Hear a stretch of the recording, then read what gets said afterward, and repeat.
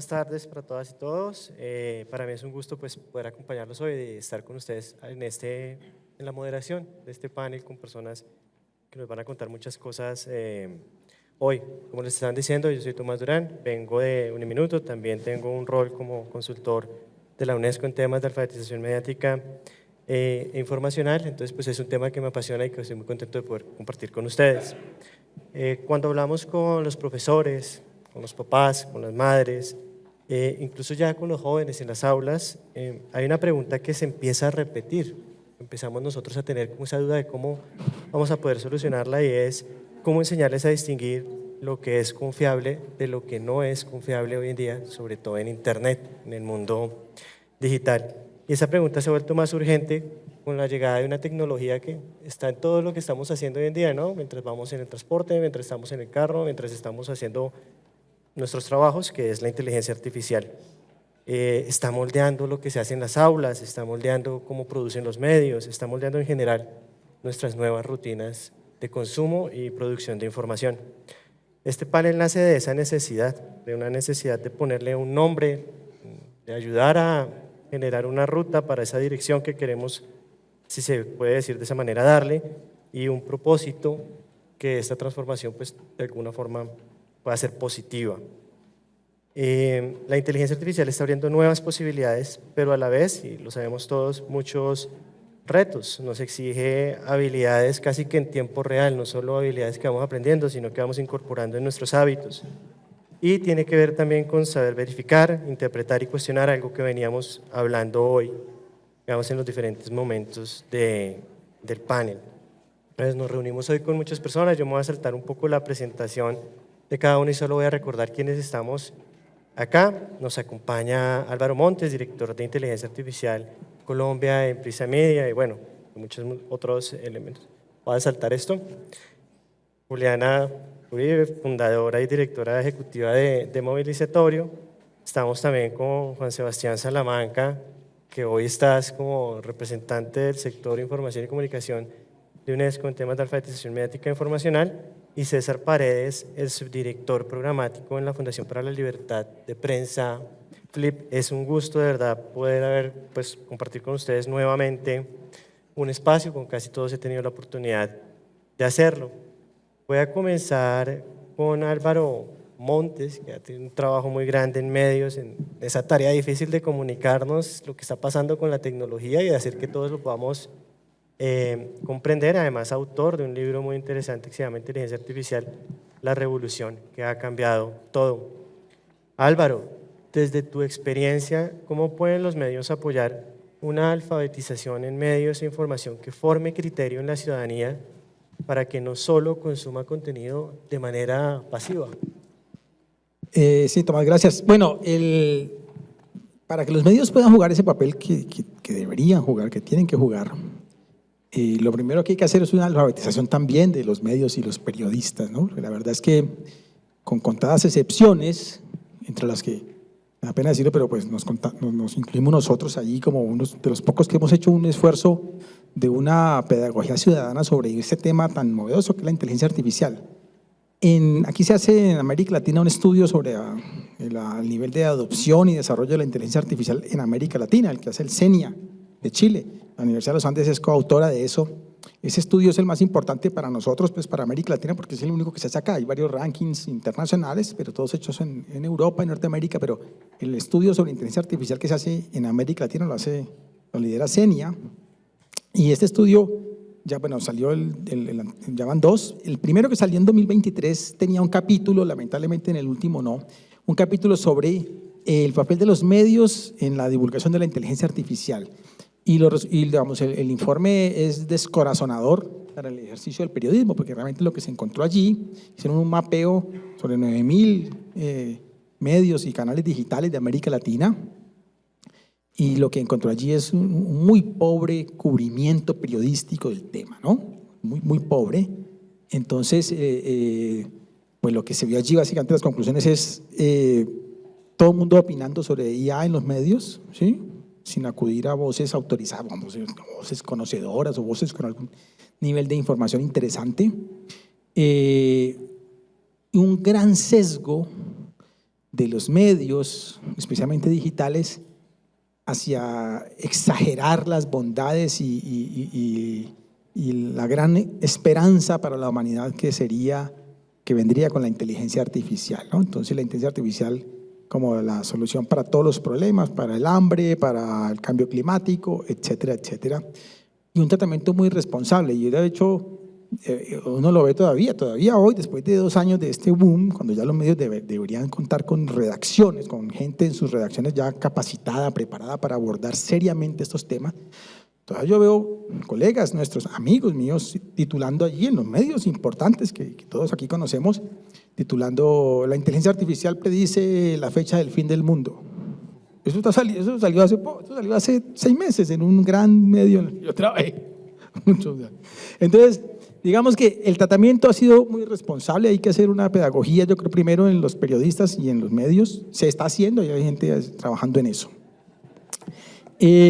Bueno, en Prisa, les cuento rápidamente, hay una cosa bonita, hay 2 cosas, el proyecto Inteligencia Artificial Colombia, que está a cargo mío, que ha sido un ejercicio de crear unos espacios en radio, porque Prisa en Colombia, pues básicamente, bueno, eso es el país, pero es Caracol y W, y las emisoras musicales están espacios en radio, tratando de hacer un poco de pedagogía sobre inteligencia artificial, resaltando lo que se hace en Colombia, porque siempre los medios abordan, hombre, lo que se hace en Estados Unidos, las grandes noticias que generan las grandes plataformas, Meta, y etcétera.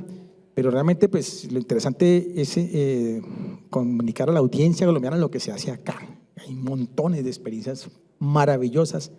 Y no estoy hablando de startups y de ingenieros, sino de gente haciendo inteligencia artificial, médicos haciendo aquí, médicos desarrollando, ahí en la Fundación Santa Fe, un médico está desarrollando algoritmos para mejorar la detección de cáncer temprana, hecho acá. Y tenemos ese proyecto de Inteligencia Artificial Colombia, que hemos hecho ya 9 grandes conversaciones nacionales con eso, pero me quiero centrar más en una última, y es Verificaudio. Verificaudio es el primer proyecto de fact-checking que se hace en Iberoamérica, lo hace Prisa.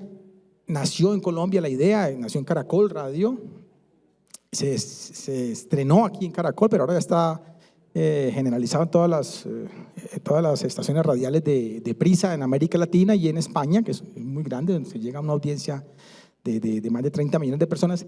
Verificaudio es una plataforma para verificar voces falsas de personajes, ¿no? Y ha sido muy interesante porque ha servido en este contexto político tan delicado. El año pasado, que hubo un periodo electoral enorme en todo el mundo, pues allí se jugó un papel importante, sobre todo en los procesos electorales en Venezuela y en México, que es donde más se ha abusado de las fake con audio, ¿no? Entonces, Verificaudio ha jugado un papel importante allí.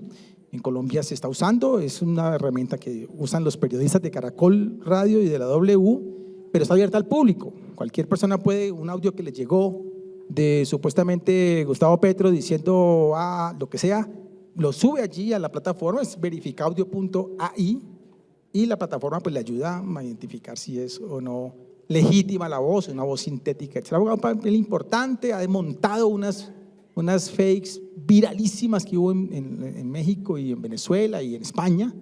Y esas son las cosas que se están haciendo desde los medios para tratar de contribuir a esto, ¿no?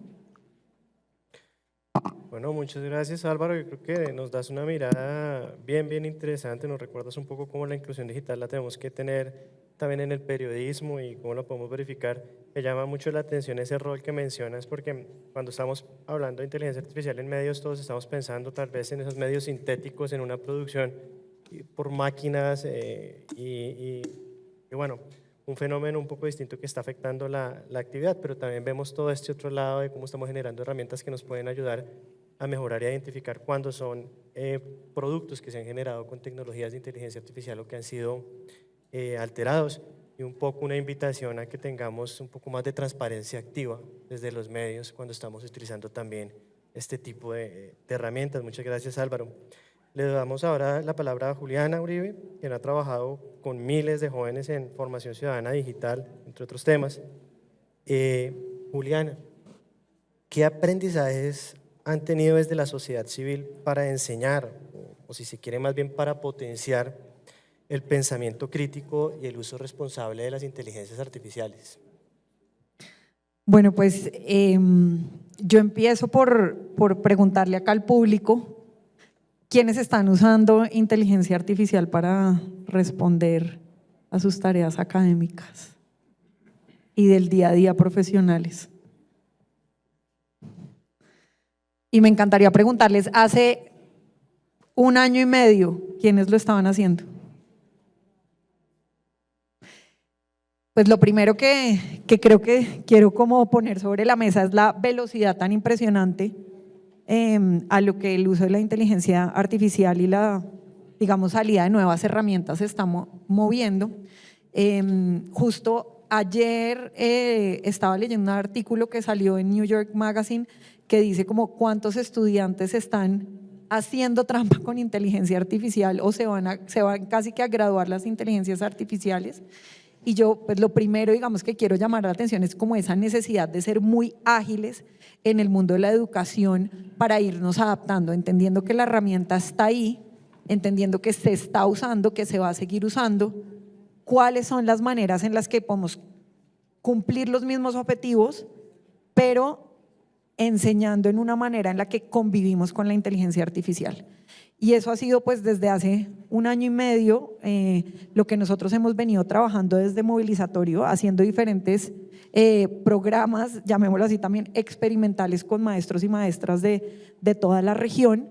Y algunas de las cosas, digamos, que hemos aprendido es que primero hay una necesidad enorme en la comunidad educativa de hablar de estos temas abiertamente, con transparencia, de ponerlos sobre la mesa, de que no sea un tabú.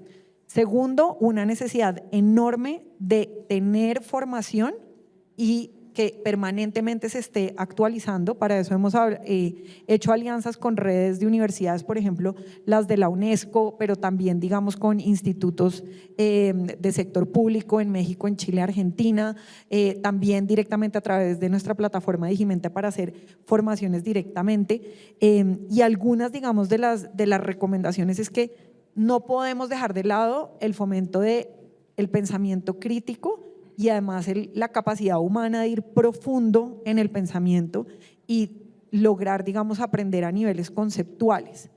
Pero sí estamos viendo que como hay esa brecha entre lo que está pasando en el mundo de la tecnología y cómo evaluamos y cómo enseñamos, sí vemos que esas herramientas están ayudándonos, digamos, pues a hacer las tareas sin necesidad de pensar tanto como antes, sin necesidad de leer tanto como antes, sin necesidad de dedicarnos tanto como antes. Entonces, algunos temas que tengo aquí, digamos, para dejar sobre la mesa y ya los continuaremos hablando, es pasar del tema de, por supuesto, memorizar contenido a medir más las habilidades. Diseñar tareas que incluyan la inteligencia artificial de forma transparente y entender cómo esas tareas, digamos, pueden te llevar hasta cierto punto el uso de la inteligencia artificial y luego construir sobre eso. Hay un tema que a mí me parece muy interesante porque también desde Movilizatorio hemos estudiado el tema de la polarización y es cómo fomentamos el diálogo y el debate, cómo también fomentamos la oralidad en el salón de clases. Hoy volví a los Andes y me acordé de mis exámenes orales en la Facultad de Derecho con mucho miedo, pero dije hay que volver más a eso. Y también una tendencia importante que son los proyectos, digamos, la educación más a través de proyectos de más largo plazo que tengan diferentes etapas de retroalimentación, que son algunas de las herramientas que hoy tenemos para evitar que se siga erosionando la capacidad nuestra de pensar críticamente, del uso del lenguaje. También manejar esto con un tema ético, darle transparencia y ponerle sobre la mesa hace que no nos acostumbremos a hacer trampa todos los días, porque ese es un tema que creo que en esa cultura de la legalidad que también queremos construir y cultura de transparencia en Colombia, no podemos tampoco acostumbrarnos a que entonces sentimos que usar el AI es trampa. Y finalmente, tratar, digamos, de desarrollar mucho más las tareas creativas en espacios donde no estemos pues utilizando la inteligencia artificial. Ahí empiezo con esas ideas y seguiremos desarrollando. Muchas gracias, Juliana, por esta mirada. Yo estaba intentando tomar notas como para cerrar tu aporte y es que hiciste énfasis en varios elementos. Yo creo que recojo el tema de de la agilidad. Muchas veces nosotros pensamos en educación que tenemos que hacer grandes reformas, que tenemos que entrar a luchar contra un poco lo que ya en otros paneles nos estaban diciendo, lo demorado que puede llegar a ser desde el Estado o desde las instituciones que les corresponde hacer esas modificaciones. Pienso, por ejemplo, en un programa académico, y pensar que puede ser más un tema de darle habilidades a quienes están frente a los estudiantes, ¿no? Un tema más de entrenamiento permanente. Nos hablabas un poco también de que ya está en el aula, de que ya están todas las experiencias, de que se está usando, y era un poco como hacia una pedagogía, si entendí bien y si puedo rescatar de ahí, más encaminado al uso y apropiación que aproveche todos los elementos de creatividad que nos pueden dar estas herramientas, entendiendo que no se debe evaluar el producto final, sino más bien todas las etapas del proceso. Yo creo que esa es una buena manera de ver cómo podemos entrar a hacer uso de esto que ya se va a quedar, ¿cierto?, de una manera ética, pero también práctica. Muchas gracias de verdad, Juliana, y creo que vamos a abrir un montón de espacios ahorita con todo lo que dijiste. Juan Sebastián Salamanca, que representa hoy a UNESCO y que, digamos, desde diferentes ópticas has estado en el impulso de la alfabetización mediática como derecho y estrategia global. Juan Sebastián, ¿cómo puede la educación mediática fortalecer la libertad de expresión y la ciudadanía crítica en un contexto digital tan complejo como el que estamos viendo? Gracias, Tomás, y buenas tardes. Qué gusto estar acá en este panel. Siento que estuvimos un poco de malas por la hora, porque siento que a lo mejor si ustedes son como yo, ya es como hora de almuerzo y tal vez estaremos más pensando en eso que en el panel. Sin embargo, procuraré ser breve. Bueno, yo estaba pensando en este libro de Irene Vallejo, que fue muy famoso, sobre todo el año pasado en la Feria del Libro, sonó mucho, que era el del infinito en un junco, y que tiene un pasaje muy bonito donde compara la creación de la biblioteca con la creación de Internet, ¿no? Y hacía este paralelo entre Internet, como este espacio muy similar a la biblioteca, que fue como se diseñó, como se pensó inicialmente, que era este espacio que tenía unas características, que era público, que era gratuito, que era plural, que la persona llegaba a un espacio que tenía una arquitectura en donde toda la información estaba más o menos organizada de una manera que podríamos llamar democrática, no porque era por orden alfabético.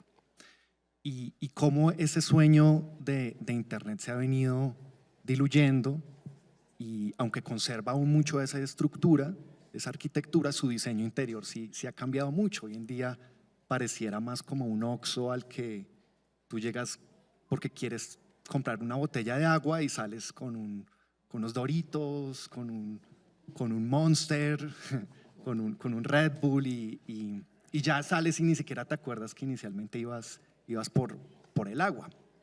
Y creo que la educación mediática hay que pensarla en claves de recordemos a qué es lo que vinimos, ¿no? Vamos es por el agua.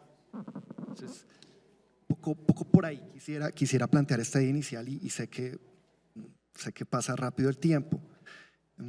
Quisiera tal vez dejar algunas pistas sobre las elecciones, porque creo que muchas de las tendencias de la educación mediática y la clave de consumir medios, pues se está cocinando un debate, una confrontación en un terreno de plataformas digitales en donde va a ser muy importante que como ciudadanía comprendamos cómo funciona ese terreno de juego. Y yo creo que no lo estamos terminando de comprender bien, ¿no? Creo que a veces funciona un poco como un cónclave a propósito de la elección del Papa, en donde pues verdaderamente hay unos actores que son grandes plataformas tecnológicas, pues que de alguna manera están operando de una forma que no termina de ser del todo transparente, no termina de ser del todo democrático su sistema de gobernanza, y sobre todo en donde esta aspiración que teníamos de pronto para un escenario electoral, que es de pronto que cada ciudadano se lee los programas de los candidatos, de las candidatas, asiste a unos debates en los medios de comunicación, en los grandes medios, lee medios objetivos, plurales, imparciales y toma racional y objetivamente su decisión. Eso desafortunadamente no va a ser así.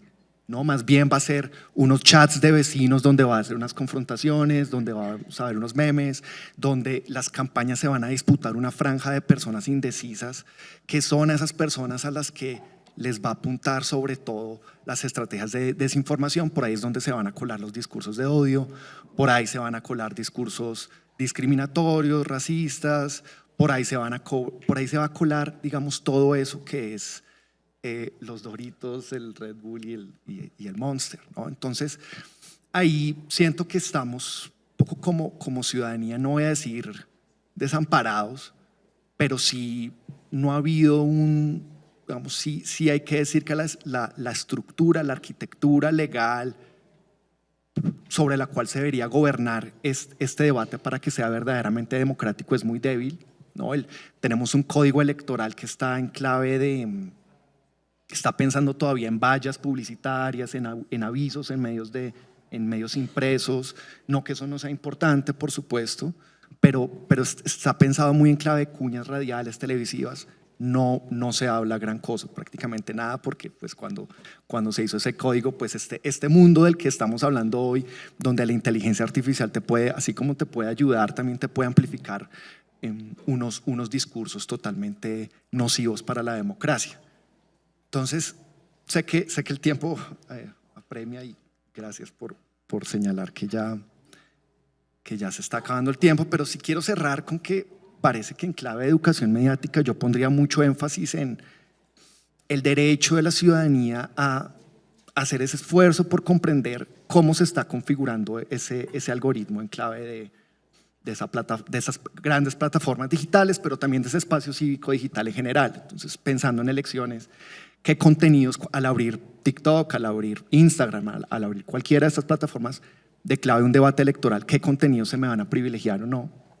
¿Qué va a hacer, sobre todo en un momento en donde muchas de estas plataformas han anunciado que van a desescalar sus programas, sus esfuerzos de moderación de contenido, sus normas comunitarias van a minimizarse? Se va a profundizar las herramientas de inteligencia artificial para la moderación de contenidos, se continúan usando cada vez más. Y ahí, pues, ¿qué papel va a tener las instituciones públicas? ¿Qué papel va a tener esas grandes plataformas? Y sobre todo también, ¿qué papel, y eso es, digamos, ya con esto cierro, qué es lo que como ciudadanía cómo podemos esforzarnos por comprender ese terreno de juego? Porque finalmente, claro, al final, creo que es mayo del 2026, las personas que son ciudadanas van a probablemente ejercer su derecho al voto, pero como ciudadanía, como organización de la sociedad civil, vamos a empujar para que ese espacio cívico digital sea un poquito más democrático y nos permita tener unas elecciones donde podamos verdaderamente tomar decisiones mucho más informadas y mitigar algunos de estos riesgos. Muchas gracias, Juan Sebastián. De verdad, no sé, ese salto en la lógica argumentativa que estoy impresionado. Pasamos del almuerzo a terminar en un debate muchísimo más profundo. Y bueno, anoté todas estas cosas. Creo que rescato en esta intervención algo que me parece muy interesante, hacía un paralelo mientras te oía, y es como si estuviéramos migrando de ese paradigma antes en el que observábamos una opacidad frente, por ejemplo, a la información del Estado, esa dificultad de accederla, que la hemos ido logrando romper, ¿no? Con ese fenómeno de integridad, con ese concepto, perdón, de la integridad de la información, de los órganos garantes y de los mecanismos para que la obtengamos. Y siento como si se hubiera traspolado, ¿no? Como si se hubiera ido y se hubiera cambiado, y ahora estuviéramos enfrentando la opacidad de las grandes plataformas, de los que están generando también algún tipo de conocimiento, y tenemos una responsabilidad como academia, como organizaciones civiles y como todos los que estamos haciendo cierto activismo frente a la alfabetización mediática, para romperla y para poder comprender cómo esas capas de información, esos datos, esos cruces, y por qué no decirlo abiertamente, esos perfilamientos que la tecnología puede llegar a hacer, pueden estar influyendo en procesos democráticos, en temas electorales y también en la diseminación, en mayor o menor medida, de desinformación. Muchas gracias por ponernos como esto aquí en el debate. Creo que ahora también podremos entrar a hablar un poco más de eso. César Paredes, de la Flip, estás hoy aquí también con nosotros. Ayer estuve con él también, entonces estoy como intentando conectar. Estuvimos en la Filbo. César, cuéntanos qué desafíos y oportunidades has identificado frente al uso educativo de la inteligencia artificial y esto en su relación con la educación, como le dicen en la FLIP, en medios e información.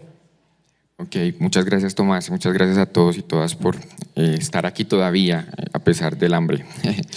Bueno, lo primero, yo creo que hay que contar un poco la historia de lo que estamos haciendo en la FLIP para identificar las cosas que son desafiantes del proceso de formación de una educación, de un concepto de educación mediática que está en su fase, en su cuarta fase, ¿no? Tenemos la educación mediática 1.0 de los medios analógicos, luego viene la educación mediática de los años 90 con la llegada de Internet, luego viene la tercera fase que es la de las redes sociales y ahora estamos ante este desafío de la disrupción tecnológica que representa la IA. Nosotros en la FLIP empezamos un proceso hace ya más de 4 años con Jonathan que está por allá atrás y con otro grupo de periodistas pensaron cómo llevar las herramientas del periodismo a los sectores, lugares donde habían vacíos de información local. Y eso empezó con un proyecto que se llamaba Ruedas Creando Redes, que era un contenedor que traía equipamiento para hacer periodismo y se instalaba una persona en un municipio y empezaba a trabajar con líderes sociales para enseñarles las herramientas del periodismo. ¿Qué es retornar a la idea de Freire y de Kaplún, de instalar medios de comunicación en los lugares de aprendizaje, ¿no? Es la famosa educomunicación. Pero vino la pandemia, tocó encerrar el contenedor, nos dimos cuenta que pues, este sistema era un poco inviable por su estructura y se diseñó un programa que era después digital. Entonces ahí nació el Laboratorio Consonante, que ha recorrido 50 municipios PEDET. Hemos estado, el año pasado estuvimos muy en el sur, de hecho el informe que presentamos ayer en la Filbo era porque habíamos recorrido varios municipios del sur, municipios donde tienen todos los problemas, todas las brechas, las 4 brechas de las que hablaba Dick, brechas de infraestructura, brechas de dispositivos, brechas motivacionales y las brechas ciudadanas, cognitivas y naturales para acceder y para poder ejercer derechos ciudadanos. Y allí, en estos municipios, empezamos a pensar, bueno, ya estamos entrenando líderes sociales en la formación periodística, ¿qué otra cosa podemos hacer? ¿Quiénes son los otros mediadores clave? Y pues por supuesto los profesores que están contribuyendo a la formación de nuevas audiencias para aproximar estas herramientas. Entonces diseñamos el diplomado de herramientas para leer el mundo, que está en su tercera cohorte en este momento, estamos en este momento en inscripciones, y que tiene la intención de formar profesores para que construyan, para que modelen medios en el aula. Y estos medios no son los medios tradicionales que necesitaban imprenta, que en la época de Kaplún parecían muy difíciles de hacer, no, con un celular. Entonces hemos podido a través de este proceso entender un poco también cómo funciona y estos lugares donde las brechas son más grandes, ¿no? Y ahí yo quiero anotar varias cosas que me parecen clave. Entonces tenemos una primera aproximación que fue consonante, luego tenemos ahora este diplomado para profesores que son como es la estrategia, y esto nos ha permitido conocer varias cosas que yo quiero señalar. Una es que primero hay que integrar sistemas de educación formal con los comunitarios. No es posible seguir pensando solamente en la institucionalidad formalizada de la educación. En el proceso de recepción de iniciativas periodísticas que nosotros queremos entrenar, nos damos cuenta que hay mucha formación por fuera de las escuelas y de los colegios que están trabajando de manera comunitaria y que tienen procesos de formación interesantes y que nos pueden enseñar mucho. Etnoeducación, procesos de, bueno, ahorita estábamos hablando con el líder de la comunidad NASA y él hablaba de eso, de la necesidad de plantear modelos de educación en lengua y eso es un déficit en el país brutal. O sea, tenemos ahí una brecha enorme porque no existen ahí experiencias muy pocas en los guayos. Uy, ya me están diciendo que un minuto. Bueno, lo segundo, adaptarse a realidades diversas y contextuales. Es clave entender que necesitamos comprender cada lugar. No es lo mismo en el Chocó, donde los líderes son muy dados a la conversación y hablan a través de la oralidad, es la forma de la enseñanza, y cuando vamos con un modelo de vamos a hacer un guión o vamos a escribir textos, pues es un problema. Tercero, formación de mediadores locales. Fundamental poder hacer extensible el conocimiento a través de personas que están en la comunidad, que pueden apropiar estas herramientas, este conocimiento, y donde hay un intercambio real de conocimientos, porque nosotros no vamos a enseñar o a alfabetizar, nosotros vamos a compartir un conocimiento. Y me encantó la frase de ahora del otro panel que hablaba que no es que sepamos, que no sepamos, es que sabemos distinto. Cuarto, pedagogías contextualizadas y participativas. Quinto, una articulación entre diferentes sectores y una transversalización curricular. Las herramientas para leer el mundo de las que hablamos nosotros en el periodismo son aplicables a cualquier área del conocimiento. En cualquier materia se puede utilizar el periodismo para construir conocimiento, y para nosotros es fundamental, y con esto cierro, es clave que las personas no solamente aprendan a identificar información falsa y a cómo confirmar que esto es, no, que aprendan a crear, a diseñar sus propias formas de comunicar, porque así están vacunándose realmente contra la desinformación. Bueno, no, muchas gracias, César. Yo conozco bien cómo esta iniciativa que ustedes han hecho, y yo soy como muy fan de todos estos ejemplos aplicados que se logran hacer de educación en medios. Entonces cuando lo oigo como que me empiezan a dar muchas ideas, pero tú traes un montón de reflexiones interesantes, ¿no? Empiezo de la última. Las herramientas del periodismo se pueden aplicar a todas partes. Yo normalmente, o a otros oficios o profesiones, yo normalmente digo que para que tomemos buenas decisiones financieras en nuestras finanzas personales no necesitamos ser financieros, ¿cierto? Pasa lo mismo con la información, no necesitamos ser ni ingenieros expertos en fact-checking, ni tenemos que ser todos periodistas, etcétera. Podemos tener unos criterios básicos para hacerlo, y me parece que hay que rescatar eso, todos podemos. Traía varios elementos. Hay uno de las brechas, que es sin duda algo que tenemos que tener aquí cuando cubrimos, cuando estamos hablando de un pensamiento o de una educación para la ciudadanía, o de la acción que pueden hacer las organizaciones, y son las brechas, porque ya no son solo la rural urbana, no son solo las que estamos viendo entre estratos socioeconómicos, entre las diferencias de acceso a la educación, etcétera, o de voluntades. En algunas partes también hay brechas de voluntades políticas. Estamos viendo que hay unas que están mediadas por la insatisfacción de necesidades muy básicas que terminan minando todo este desarrollo que hemos visto. La luz eléctrica, ¿cierto? La energía, que no la tenemos.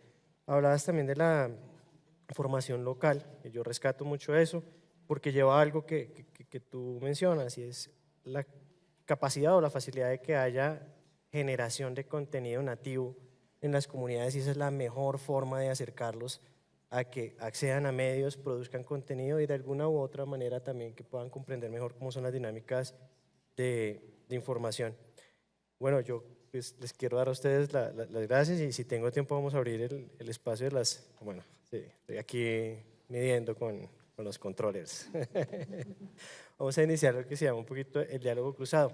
Yo estoy aquí priorizando las preguntas para ver entonces en cuáles alcanzamos, y les abro a todos ustedes la siguiente para que el que quiera responder me diga. Ante un número importante de contenidos que son generados hoy por la inteligencia artificial y un boom o eclosión, si se quiere, entre otros de los medios sintéticos, volviendo a lo que tú decías, ¿qué riesgos éticos debemos anticipar en la integración de la inteligencia artificial en los procesos educativos? ¿Quién se anima? Veo a Álvaro. Pues yo me animo mientras que acá los colegas me complementan. Pues yo creo que los riesgos éticos ya están sucediendo. Lo primero es que se use sin transparencia y que eso pues fomente una cultura de realmente, digamos, pues uso inadecuado o uso y también expectativas irreales. Esa es una parte, ¿no? La segunda parte es que también la inteligencia artificial todavía se inventa contenidos, y hay que tener cuidado porque la desinformación también está en la inteligencia artificial. Los sesgos de nuestra sociedad también están en la inteligencia artificial. Entonces, creo que es muy importante recordar pues, que no es un actor neutro, es un actor que tiene una agenda o es un actor que también está reforzando nuestros propios sesgos y nuestros propios pensamientos porque aprende de cómo nosotros pensamos, de las cosas en las que creemos y nos habla en nuestro propio idioma, encerrándonos en una burbuja de pensar igual, en vez de abrirnos a pensar distinto. Yo quiero también complementar pues haciendo un llamado en que estuve en el contenedor en Tumaco en su momento, fue el último viaje antes de pandemia por invitación de Flip.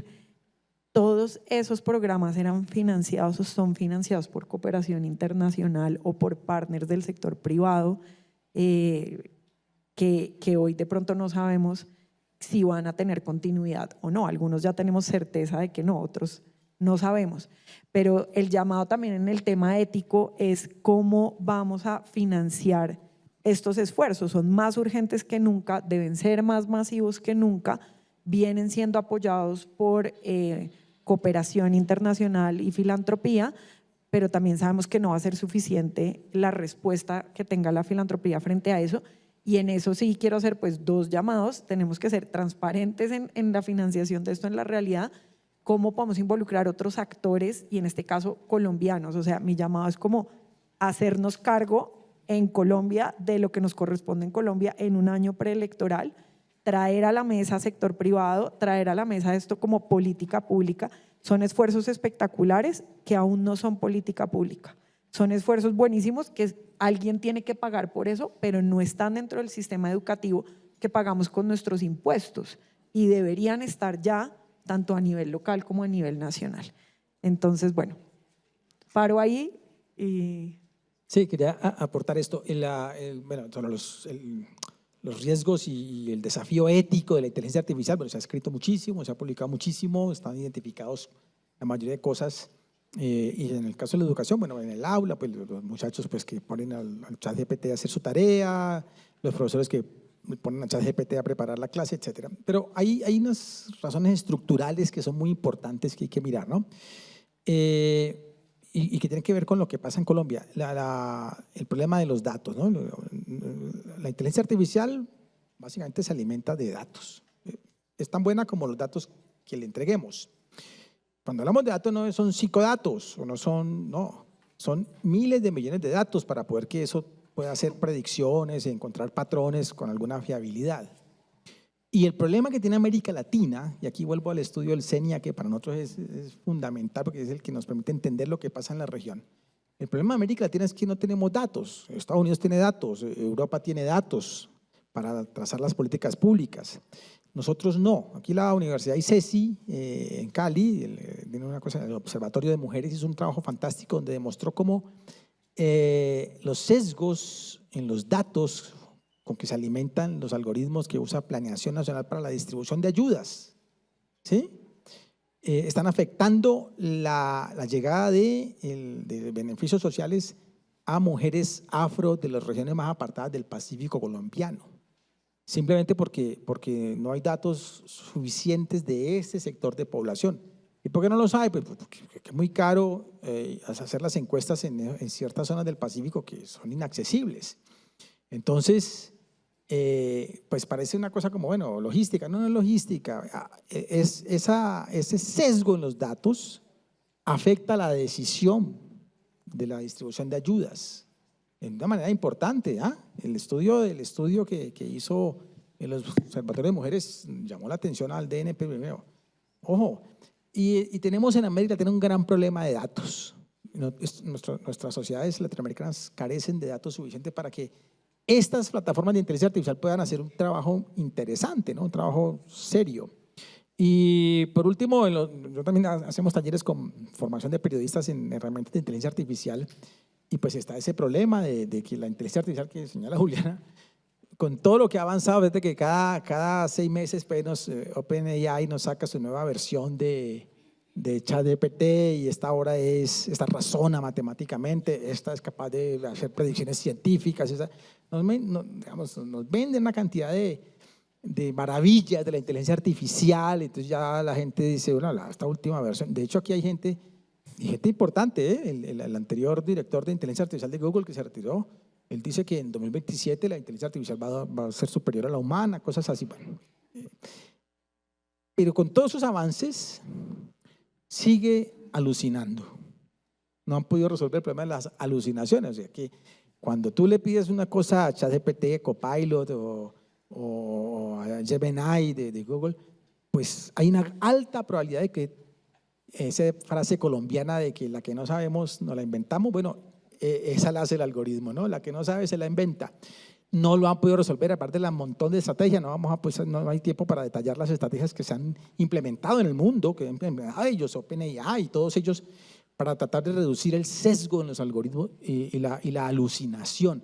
No se ha reducido ni un ápice, sigue inventando. Entonces, para el ejercicio del periodismo es muy grave, porque entonces, bueno, ¿qué pasa si un estudiante le pone a ChatGPT a que le haga la tarea y dice una mentira? No pasa nada. Pero si un medio de comunicación, un periodista, le pone a ChatGPT a hacer su artículo, pues la posibilidad de que diga mentiras es muy grande, ¿no? Entonces, el riesgo ético es enorme, hay que hacer formación ciudadana, hay que hacer, y tenemos un problema en América Latina para cerrar. Tenemos buenos ingenieros, tenemos buenos talento humano, un poquito, pero muy bueno, en buena calidad. Pero en lo que estamos mal en América Latina es que la gente, la fuerza laboral no ingenieril, o sea, no conoce la inteligencia artificial y no la sabe utilizar. Ahí está la gran debilidad. Yo quiero agregar algo de acuerdo con lo que dice Álvaro, pero también creo que datos hay, lo que pasa es que el Estado no los tiene, porque todo lo que estamos haciendo en este momento con el celular está generando datos y esa data está en otra parte, está en otro lugar. Y el problema es la soberanía sobre esos datos, quién es el que está utilizando esos datos para producir qué y cuáles son los intereses que hay detrás. Y en esto, de acuerdo, estamos en un rezago enorme político de discusión, porque en Chile tienen un centro de investigación para la inteligencia artificial, Argentina ya ha puesto también este debate, Brasil ha hecho esfuerzos enormes también y nosotros hicimos un estudio que lo publicamos ahorita el 3 de mayo sobre el impacto de la IA en el periodismo, hablamos con varios directores de medios, con personas que están y el nivel de desconocimiento es enorme. Comparamos el informe que hicimos acá con el informe que se hizo en Brasil, que se hizo un informe parecido, y allá hay un nivel de conciencia de esta necesidad de proteger los datos, ¿no? Entonces quería notar que no solamente es un problema de percepciones sobre la IA, los riesgos y desafíos éticos que presenta, sino también es que no estamos discutiendo qué pasa con nuestra data y no hay una protección de esa data que estamos produciendo y están haciendo negocios con eso. Hace un par de años en uno de los podcasts de Jorge Carrión, cuando estábamos en pandemia, él tiene uno de estos podcasts maravillosos de, bueno, ahorita me acuerdo del título, pero él mencionaba que solo el 5% de la data que producimos la estaban utilizando las grandes tecnológicas para hacer aplicaciones. Y él se hacía la pregunta, ¿qué pasa cuando aumente la capacidad de usar más data de nosotros para generar más aplicaciones? Y ya es lo que está pasando, o sea, la IA tiene la capacidad exponencial de producir otras aplicaciones con el uso de esa data, ¿no? Y si con esa data, pues hay seguimientos, estamos en este momento diciéndoles dónde estamos, qué estamos hablando, cuáles son las palabras clave de nuestra conversación y del social listening, pues imagínense lo que se puede hacer ahora con personajes como Elon Musk en el poder, con los datos de un país como Estados Unidos.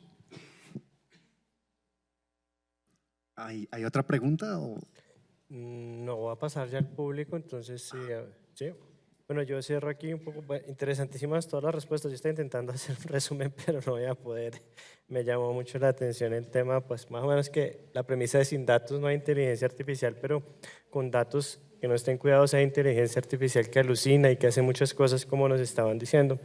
El tema de soberanía de datos, no solo desde el acceso a donde están puestos, alojados, y muchas veces también de las herramientas que tenemos para accederlos, porque estamos importando las soluciones, pero no tenemos los mecanismos para hacerlos efectivos, como cuando aceptamos cookies o cualquiera otra de estas cosas que hemos debatido en otros elementos.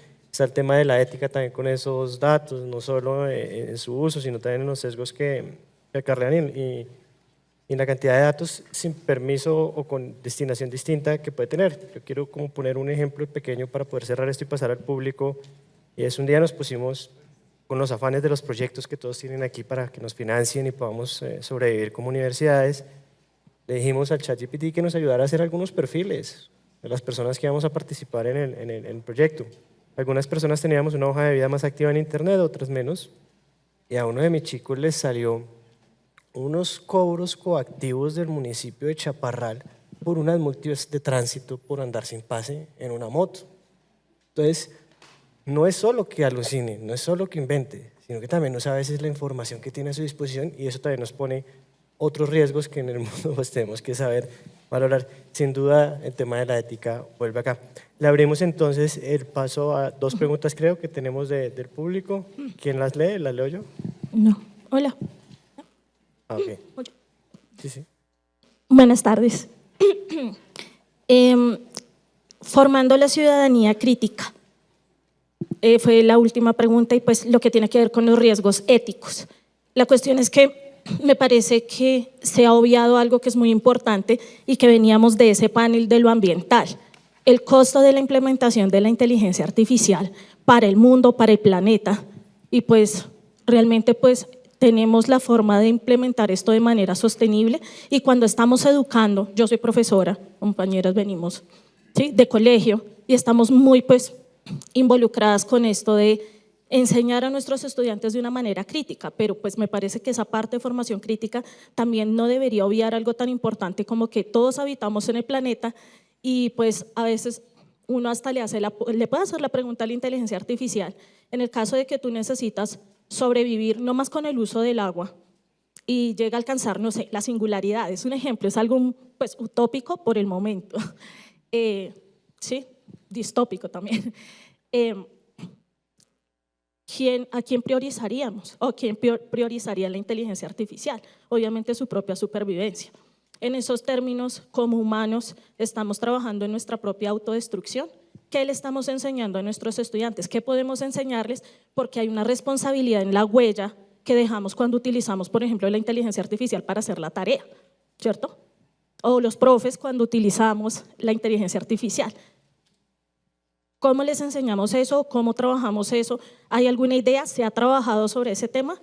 ¿Cómo podemos los profes también tocar ese tema sin desligarnos de los avances? Porque pues no es satanizar los avances, pero y lo ambiental y la huella que dejamos con esa implementación. Gracias. ¿Quién se anima a responder a esa pregunta? Tiene varios momentos, pero tiene que ver con los costos no solo económicos, sino medioambientales. No, sí, no hay. Álvaro, ¿quieres dar respuesta o pasamos a...? ¿Sí? Algo muy corto, porque sé que no hay tiempo. Bueno, ya sabemos, hace 6 meses pues, IBM calculó cada pregunta que alguien le hace a ChatGPT es más o menos una botellita de agua de estas, ¿no? Por cada pregunta. Una botellita de agua de consumo energético, eso es enorme. Pero la pregunta de la ética, del tema de si la conciencia, eso, hay un debate mundial, simplemente le resumo así, lo abordé en mi libro, hay un debate mundial sobre si la inteligencia artificial va a superar a la inteligencia biológica, etcétera. Eso es un debate profundo que no vamos a, pues aquí no hay espacio para eso. Pero quiero decir una cosa, siempre en los talleres insistimos con los maestros y que hacemos y también con los mismos periodistas, porque también hay periodistas que creen que la inteligencia artificial es un ser, ¿no? Pensante, entonces siempre decimos, bueno, no es un ser, no piensa, no tiene conciencia, no distingue el bien y el mal, ni siquiera distingue si algo es verdadero o falso. Eso todavía sigue siendo así. Para ChatGPT, para Gemini, la versión más avanzada, con perdón aquí de los amigos Google, pero así es. Simplemente hace un cálculo de probabilidades con una ecuación muy compleja, obviamente, ganó premio Nobel eso, ahorita el año pasado, pero lo que hace es un cálculo de probabilidades, de frecuencias de repetición de una palabra. Entonces, eso es la inteligencia artificial generativa, por lo tanto, no va a llegar nunca a menos que cambie el paradigma epistemológico de la investigación, y no están trabajando en eso nadie, no va a llegar nunca pues, a tener conciencia de sí, a destruir a la raza humana o cosas de esas, ¿no? Eso es importantísimo trabajarlo porque hay mucha fantasía y eso, pues Hollywood, y nos ha afectado mucho la percepción pública sobre eso. Gracias. Me diste tiempo de pensar la respuesta. No, pues totalmente de acuerdo contigo. Yo pienso que ahí hay justo en estos días se celebraba en Bruselas un evento que es el Día Mundial de Libertad de Prensa. Y en el marco de ese evento salió una declaración conjunta de las distintas relatorías de las Naciones Unidas sobre libertad de expresión, que hablaba precisamente de ese tema que tú acabas de tocar, que es cómo es posible que la innovación en materia de inteligencia artificial avance y ya cuando hay una inteligencia artificial enorme, con recursos, con implicaciones geopolíticas, con bases de datos en distintas zonas ubicadas en distintas zonas centros de datos, perdón, distintas zonas del mundo, ¿cómo es posible que solo entonces entre la comunidad de derechos humanos un poco a la conversación, ¿no? Está entrando muy tarde, debería entrar antes. Y me pareció como muy pertinente lo que tú decías por eso. Ahora yo pienso que ahí el desafío tan enorme también es cómo estos grandes debates geopolíticos se aterrizan a realidades en donde esos poderes parecen demasiado lejanos, ¿no? No tengo la respuesta de cómo se enseña, pero creo que es ineludible mencionarlo y bueno, gracias por hacerlo. Gracias, Juan Sebastián. Yo creo que podemos cerrar esto para pasar a la otra pregunta y quiero, porque de pronto todos lo vieron en Facebook. A mí me apareció en estos días un meme así que hacía como alusión a Cejal ahí. Era un robot que le estaba como dándole con un bate, no me acuerdo con qué, a un humano. Y otro robot le dice, no, espérate, él es Juan. Él decía hola chat y gracias, ¿cierto? Entonces como le dice, no, él no le pegues. Alguien muy hábilmente coge este meme y lo cambia. Y pone otro robot que dice, no, pero el hola y el gracias nos estaba haciendo más difícil la ecuación de búsqueda, decía que consumiéramos más recursos. Entonces vuelven y le pegan. Cuando yo vi esto dije, bueno, podremos estar siendo desinformados frente al consumo energético que genera la inteligencia artificial, porque en últimas nosotros estamos también buscando información, haciendo otros tipos de prompts en las redes o en las plataformas de búsqueda que veníamos ya utilizando toda la vida, en Google, en los metabuscadores que tenemos aquí en las universidades, etcétera, y que después de un montón de búsquedas que usan el mismo procesamiento, porque si uno se va al dato real es que estamos consumiendo el 1% de la energía que producimos, esto no lo digo yo, lo dice la web, se va en el procesamiento de datos. Entonces no sé hasta qué punto, profe, sea verdad que sencillamente estamos contaminando por usar la inteligencia artificial, si eso no lo cruzamos contra cuánto consumo estaríamos haciendo si hacemos la búsqueda de otra manera. Entonces creo que también nosotros tenemos que empezar a dudar y ver si estamos atacando la inteligencia por algún lado que no es. En lo particular creo que sí hay un consumo muy alto y que tenemos más bien es que educarnos. Vuelvo al meme, por favor y gracias tal vez sobra.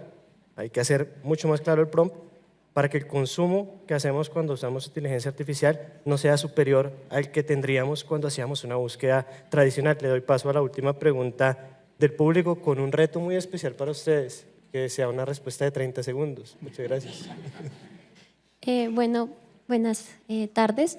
Voy a tratar de ser breve porque me lo solicitaron. Teniendo en cuenta lo que ustedes hablaban de los sesgos que tiene una inteligencia artificial que ha sido programada igual por una persona o por una institución con ciertos sesgos y el acceso a la información y a los datos que tiene esa inteligencia artificial en el ámbito de usarla como herramienta educativa o herramienta para divulgar información, ¿qué riesgos y qué ventajas ven en usar inteligencias artificiales generativas versus inteligencias artificiales analíticas?